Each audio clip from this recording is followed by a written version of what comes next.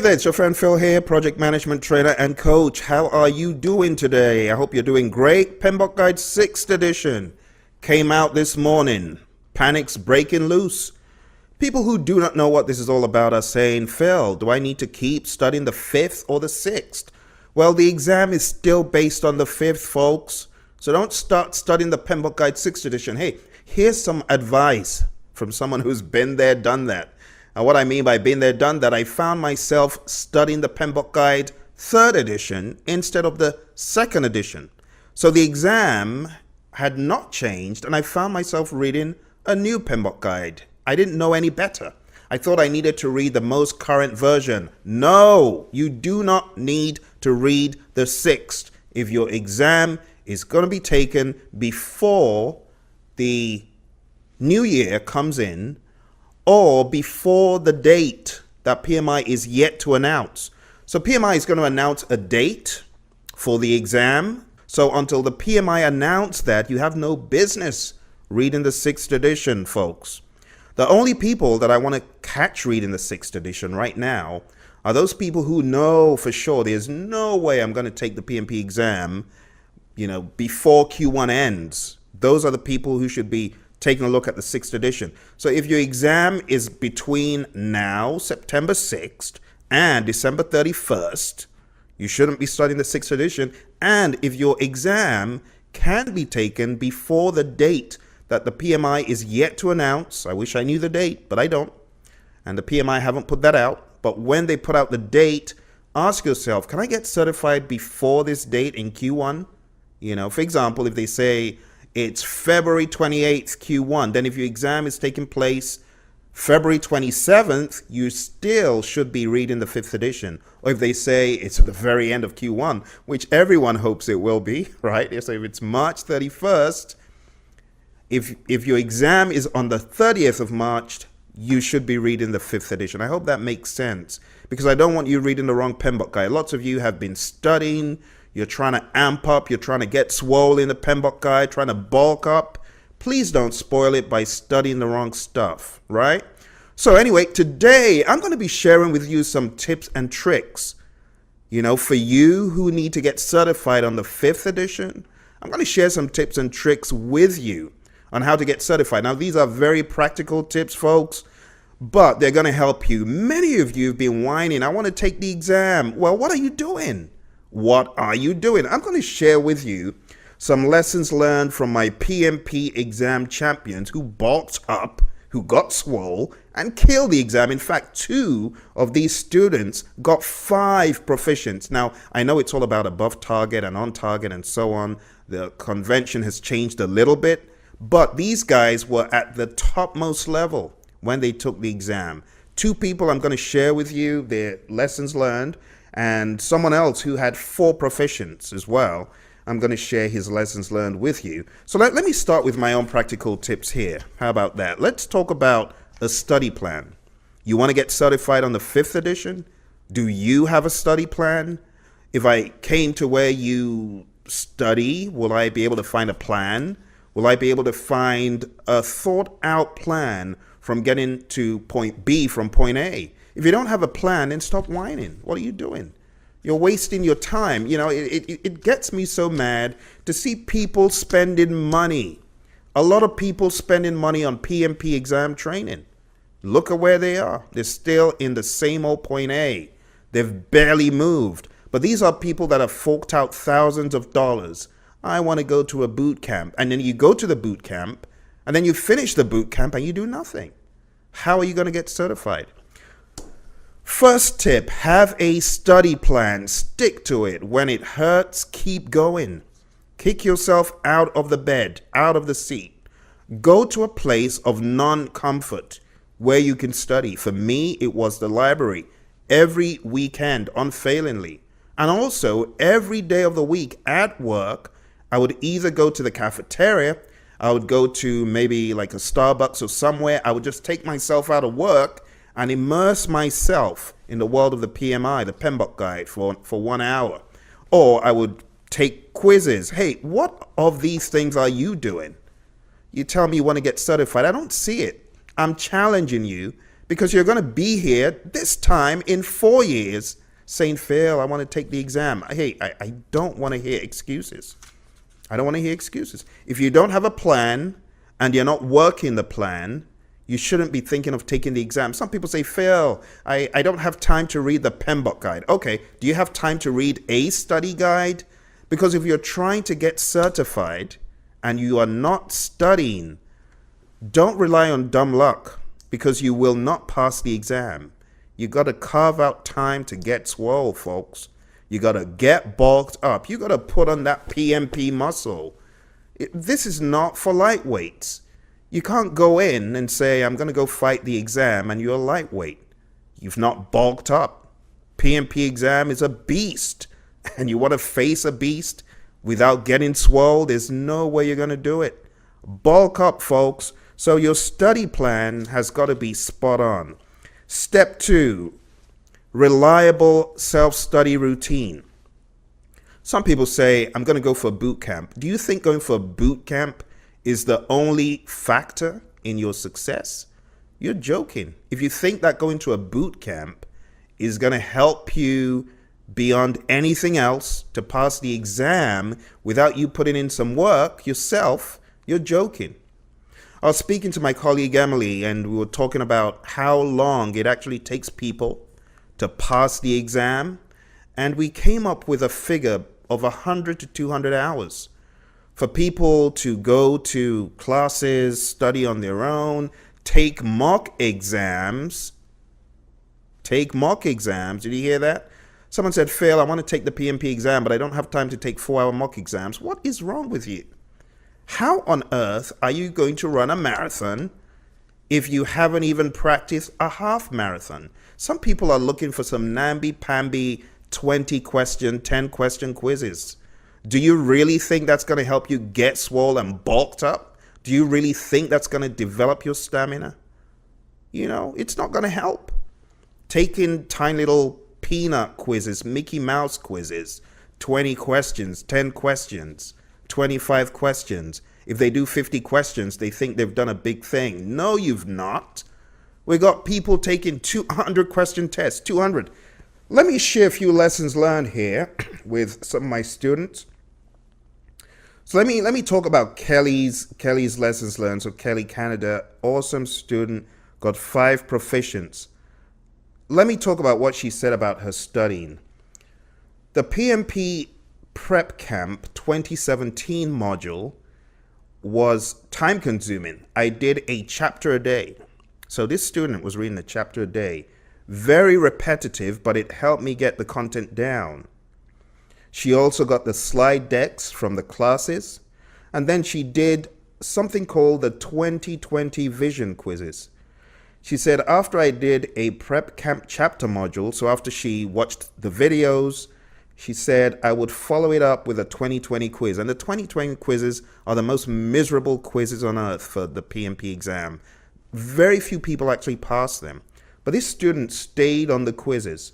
She said, I would follow it up with a 2020 quiz for that chapter to make sure I really had it down. So if you're doing Mickey Mouse quizzes where you feel good because you're getting a 70, look for a quiz that will bring you to your knees, folks. Look for a quiz that will make you feel like you don't know the stuff, because the exam will make you feel that same way. Trust me, I've been there. When I took my exam and I saw questions 1 to 20, I wondered what on earth I'd been doing. But you don't want to wait till you get to the exam and start feeling that way, okay? She said, I read the PMBOK, not always line by line, mostly a skim, or else I would start to doze off. I don't blame you, Kelly. She said, I really thought this was one of the most important things. It made it helpful, especially being able to decipher and pull out the clues hiding in each question. So she's saying to pull out the clues in each question, mastery of the PMBOK guide helped her. She said, I didn't read the study guide cover to cover, but wherever Phil made a note of a specific page in that book to reference, I read over that page. She's probably an auditory learner. She says the MP3s of the 47 processes, these were helpful. I was in the middle of moving, so I just put put Phil in my earbuds so she was listening to audio. Basically, I try to use as many of the Praizion materials as possible. I didn't feel like I needed to go outside the learning management system for resources or questions. It was all there. The week leading to the exam. Once I was cleared to take the exam and had a test date scheduled, I used these materials to hunker down and make sure I was really ready. And then she lists out different things: the power sheet, 2-page cheat sheet, 6-hour videos, the PMP exam power review, PMI code of ethics and professional conduct, MP3s again. The night before the test, I remember she took the mini mock exam because I saw her result come in and she killed it. And the day of the test, 5 proficients. She had a study plan. She had it all down. 5 proficients, folks. Let's talk about someone else who had 5 proficients here. And let's talk about Shruti Kaur. She got 5 proficients. Again, she mentions reading the PMBOK guide. I know a lot of the project management preachers who say you don't have to read the PMBOK guide. Keep it to yourself. What good is it to gloat on not reading the PMBOK guide? That's daft to me. I mean, why don't you at least go through the standard? Do you know how many people have failed this exam? Do you know how many people have spent money doing it once, twice, 3 times, 4? I personally know someone who took the exam over 7 times because I mentored him to pass the exam on his 7th try. Another person this year passed on his 5th try, folks. So when you say don't read the PMBOK guide, do you think you're really helping people? I mean, for me, reading the PMBOK guide helped me understand some of the weirdest language I'd ever seen in any quiz, any test. So keep that to yourself. Don't generalize and say you don't have to read the PMBOK guide to pass the PMP exam. For some people, reading the PMBOK guide is the game changer. And I'm not talking about reading it from cover to cover blandly. It's a standard, I know that. But try to dig into the standard. Try to understand some of the language. As far back as 2010, a student said, "Phil, I am so glad that you told me to read the index and the glossary." Why? Because one of the questions had terminology that was a direct cutout from the glossary. And if that student hadn't read the glossary, there's no way that question would have been gotten correct. You see? So don't generalize. Don't go off by, oh, my buddy said he didn't read the PMBOK guide and he passed. Yeah, but you could do better if you knew about the PMBOK guide. Okay? Those of you taking the 5th edition, don't forget, don't go studying the 6th. Shruti said about 5 days before the exam, I printed Phil's 60-page power sheets and laid out all of those pages on my living room floor, and then I took the PMBOK guide notes and reviewed each process, making annotations on each process page as needed to remember the key concepts. I used the ITTO Excel workbook. Basically, there are all sorts of materials that we have, but she now tried to connect all of the processes across the PMBOK guide. Very, very painstaking. Test day, keep cool and calm. Prometric called me on Monday and said to arrive by 7 a.m. The center checks you in right away. They inspected my glasses, my wedding and engagement rings. Oh dear. If you haven't taken a test at Prometric, you might want to go check out Prometric. Allergy season, they give you 2 tissues. They gave me a blue booklet for scratch paper. It was plenty. I marked every single question that I was uncertain about for review. I finished with 30 minutes left. Anyway, long story short, she killed the exam with 5 proficients. Now listen to this. She said, overall, I think Phil's questions and exams are much harder than the actual exam. This is from someone who had 5 proficients. Get clued in. The PMP exam will try to trick you, but it's easy to eliminate most answers until ultimately you're left with just one choice. There were a few times when I knew the process I was in and knew what came next, but that was not one of the answer choices. In this case, it helped to understand the table, page 61, ding, ding, ding, and the connections between the processes to figure out the right answer. Big fish on my test was knowing all of the knowledge areas cold, knowing the formulas, and in general, knowing and understanding PMI's roles and responsibilities documented in, of course, the content outline and the code of ethics. Hindsight advice. Almost everybody says to know the ITTO's cold. I did not memorize each ITTO for each process. That's a big one. Those of you trying to cram ITTOs, you're wasting your time. You think PMI is going to say, develop project charter. Charter is an output of what? No, they're not going to ask you that. I'd say know your ITTOs, but rather than going process by process and memorizing ITTOs for each process, focus on learning what each input, tool and technique and output is. What is it? Why and how are you doing it? If you know the pieces and you know the page 61 table with the 47 processes, you have enough information to logic out the right answer. Great advice. You can do this. Commit some time every day to understand the framework and go take the test. You'll end up with 5 proficiency before you know it. Very positive. Got 1 or 2 more tidbits from some of our champions here. Let me see if Danny has some tips for us.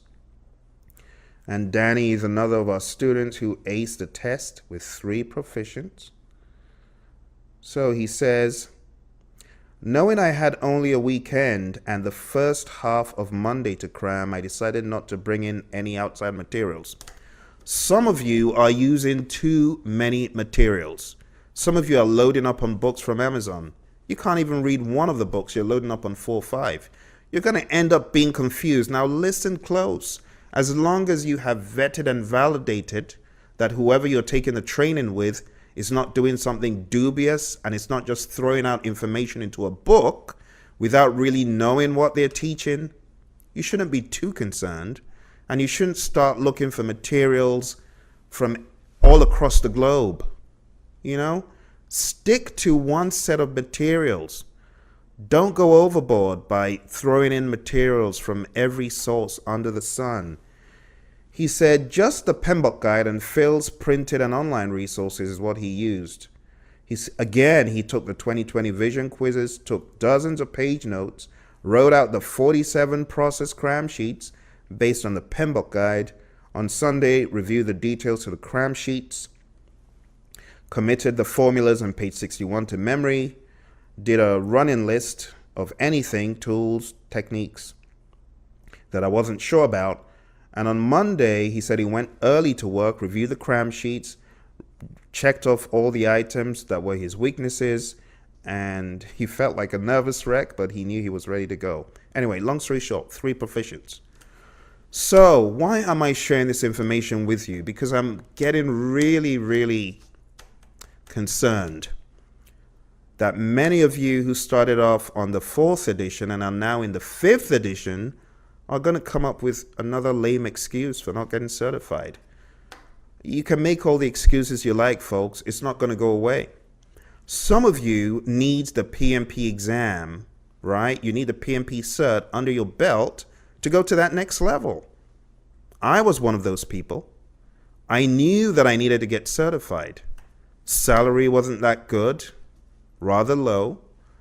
Would go to interviews and be asked questions, couldn't even answer the questions because they were cutting them out of the world of the PMI and Prince 2, which I had no clue about. But the moment I got certified, the moment I began, actually, this is a big one. Before I got certified, all the information that I had accumulated in studying for the exam became so helpful, so relevant, that even before I took the exam, I got a huge break, massive break, almost 100%, almost in salary because of the knowledge that I had gained. So I'd go to interviews and I'll just, wow them with knowledge I had. But after I got certified, salary went up 300+%, folks. What I never imagined I was able to do money-wise, I was able to do it. Salary went up. I began to get phone calls. Now, I know people say, yeah. Look, everyone's different. For me, it was a game changer. I had a first degree and a master's degree, but the PMP exam, the cert, the knowledge, the process, it made a change. Companies that I would read about on the web and in papers and in magazines, those companies began to approach me to work for them. See? So the PMP exam, it can be a massive game changer for you. If you truly want to get certified on the 5th edition exam, I want you to do a few more things. Okay? Get a reliable self-study routine. You know yourself best. Go to pmsucceed.com. If you do not have a reliable, tested and tried PMP exam engine, because the engine is where all the power is generated and keeps you going. So if you're not on a learning management system that is keeping you moving along, you need to go to pmsucceed.com. Okay? If you are already on a reliable system, that's all well and good. Keep doing what you're doing. Keep doing what you're doing. I don't want to sell you rubbish that you don't need. I don't want to sell you stuff that you don't want. Because if you don't need it, it's rubbish, right? I don't care how good it is. If you're already on a good system and you know it's a good system, you know it's a great system, good. But if you are not on a great system, and if you do not have support, and if you do not have a mentor, and you do not have a coach, and you do not have crazy quizzes that can kick you into shape, like the PMP 2020 Vision quizzes or PMP Exam Prep Camp, which are Praizion products, you need to be on PM Succeed, folks. We need to help you succeed. pmsucceed.com. You have an integration management chapter, the demo. It's the full chapter. Take a look at it. Maybe it could help you. Maybe that will help your learning. Maybe that's your learning style, to learn from video, to learn by seeing an instructor, to learn by some interaction, having some quizzes and things you click on and things you listen to.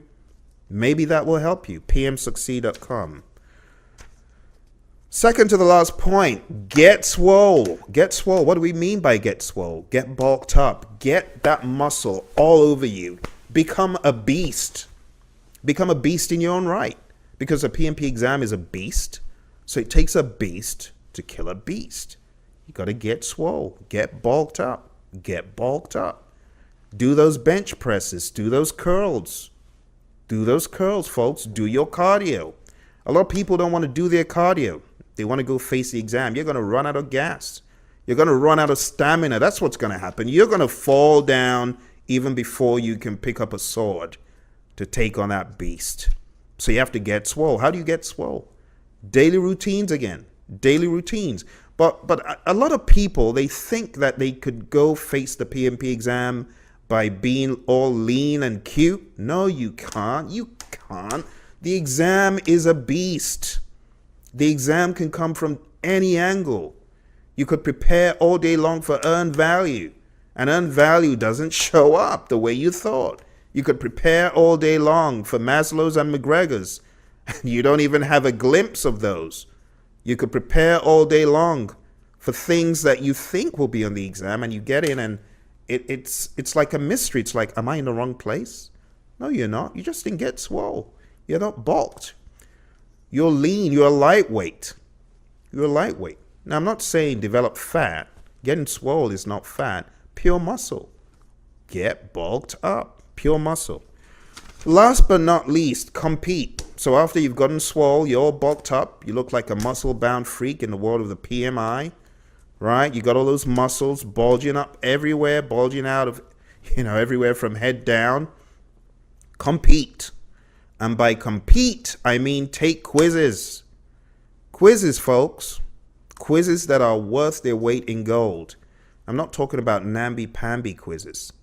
If you get an 80 in every quiz you take with a particular learning provider, I'd say be a little bit concerned, because it means you're not being challenged enough. I need you to have done all that you need to do to study, and then take some quizzes and realize, wow, I'm getting a 60. I'm getting a 60. I remember in my time, I'd taken a number of quizzes from a very well-known provider from back in the day. And I was getting in the 70s and 80s. I was quite confident. But the day before my exam, I happened to stumble across some website where there was a PMP mock exam. And when I took that PMP mock exam, I failed it. I was rather discouraged the day before my exam. But do you know that when I got into the real exam, I had that same experience? I felt very uncomfortable. I felt like I was not doing well. And I felt like the exam was winning. In fact, in 1 hour, I had only done 20 questions. So if you're whizzing through mock exams and you're finishing a 200 question exam in 2 hours and passing it really well, I would be a little bit concerned for you, because I think everyone needs to go through that moment of shock like most people have on the PMP exam, as in, wow, this stuff is tough. Now, some of our students have really done their homework. They don't have that, such a jarring experience. They have this, oh, whoa, look at this. But they can handle it, But my concern is for other students that haven't even had one of those moments, and they go into the exam and then they start having all these moments of, my goodness, what am I doing? I don't know anything. So it's better to feel that way before you go into the exam, than after. But anyway, those are my 2 cents, folks. Bulk up, get swole, get ripped. Put on that PMP PMBOK guide muscle. Don't read the 6th. Stick with the 5th if your exam is based on the 5th. Again, if your exam is still yet to take place within 2017, you have no business reading the new PMBOK guide yet. If your exam is going to take place before the date that PMI announces, okay, PMI is yet to announce the date. If PMI say the exam is taking place sometime in January, maybe they say it's January 31st, you can take the 5th edition exam up to the 30th, but on the 31st, the exam will change, okay? I wish you all the very best. Visit pmsucceed.com. Prices start at just $75. Goodness, that is like nothing compared to those courses charging you thousands of dollars, I really want you to succeed, and I'm sure that PM Succeed can help you. I wish you all the best. Kill the exam. Shoot me a message below this video when you have slain that beast. Don't forget, I want to hear about your success. I wish you all the very best. Don't forget, I've got a free course out there on YouTube. Just search for 40 days to PMP exam success. The course works really well with people that have a routine, people who are listening and understanding and not just learning for the first time, okay? All the best. Speak to you again soon.